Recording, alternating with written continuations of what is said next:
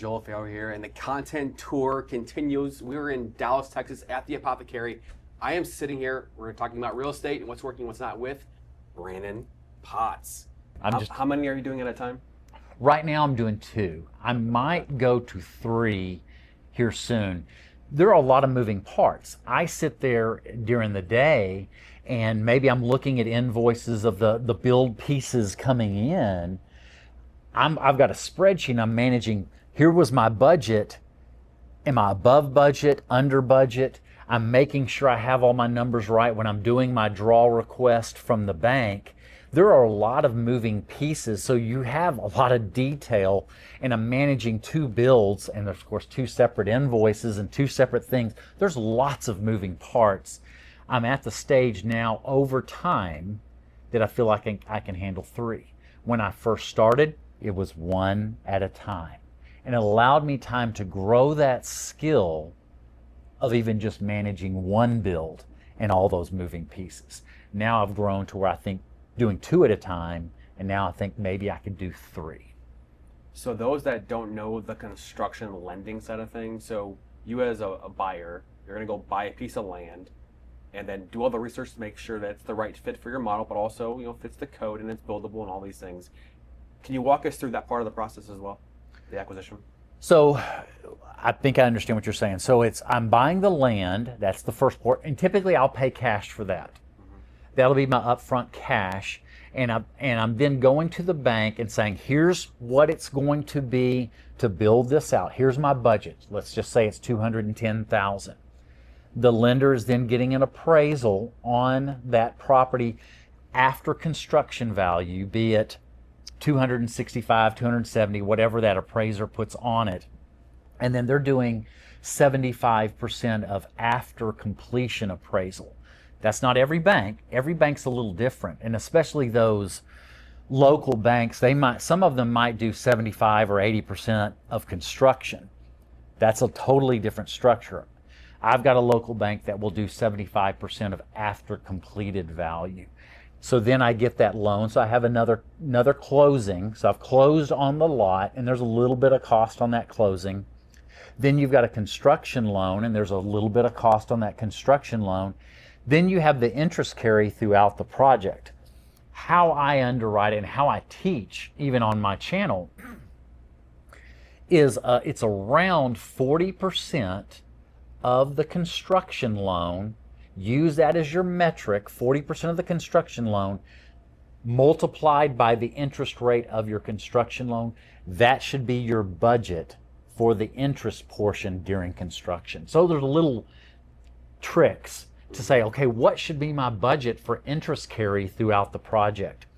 If it's completed in a typical 1-year period, it's between 35 and 40%. You've got your number right. If it goes longer, well, then that number should be higher. 30 or 40% times the loan amount times the rate? Give an example, so just to be on the safe side. So say it was $200,000 loan. At 40%, so you're saying $80,000 of that $200,000, and whatever the interest rate should be, you would take that $80,000 and multiply it, let's just say it's by 7%, then you're looking at $5,600 for the interest carry on a $200,000 construction loan. That would be the math to put in your budget for your build. And you can extrapolate it from there, be it a 4-plex, triplex, single family, whatever it is. That would be how to get that number. What is it going to cost me? Plus the closing cost for the construction loan. And you're doing that because you're only using portions of the financing as you go along the way. You're not using the $200,000 right away. You're using it as you go. Yeah, so it might be at first, you're not doing, a lot of times that first draw isn't till further on in either clearing the lot, and maybe that first draw, maybe 5 or 10 grand, and it's just growing from there. That's why it's 40%. You're not having to draw the whole 200 at the beginning. It's just ramping up over time as you draw it out. From the land piece of this, you're buying in cash. Are you okay sharing kind of price Sure. ranges on the cash on the land by itself? I'll give examples. So what I'm looking for is 100% of annualized rents or less. And so these ones recently, if I'm getting 2,100, so my budget would be $26,000. That's that annualized rents or less. I know the numbers should work. So I'm looking for those lots in our area in North Texas. One of the things we're blessed with is lots of land. So land is less expensive here in North Texas as you move outside of the Metroplex proper. And then I'm looking for lots. These are infill lots that have already been developed from years ago. Recent develops, the costs are a lot higher.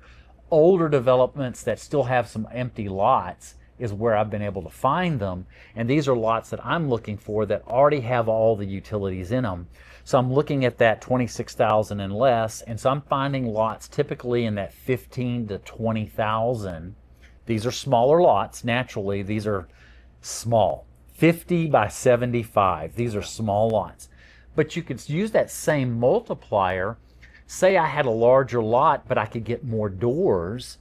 If I had a fourplex, let's just use 25,000 for simple math of rents, annualized rents per unit. Well, then my budget could be up to 100,000 on that lot if I can fit 4 rental units on it. So it kind of scales, at least for around here. I know that doesn't work nationally in every single market, but no one strategy works in every single market. That's right. This is the strategy that works in our area. There are some other strategies that work here too. This is just the lane and the strategy. And what I always say is there's no one right way. There's just one right way for you, and it's different across the country. And so then when you go get that construction loan, the cash you paid for, say 20 grand for the lot, goes into the equation for how much money you may or may not need to bring for that loan. Exactly. And sometimes, actually a lot of times, because I'm getting 75% of appraised value, I've got all my construction loan covered. I'm not having to come with anything extra. I just have the lot is my only cash in it. And then what I do is budget another typically 15,000 for closing costs on the permanent side once I'm finished. That covers my whole project on these single families. So that person that's out there listening to this interview, like, hey, I think I can go do this, or I want to learn from this. Where are they going to find your channel? It's Building Wealth Flow is my channel. And what I've been able to do is I'm really teaching, and what you and I connected on, I teach the real numbers. I'm going through it. I'm old school. I'm going through it on a whiteboard.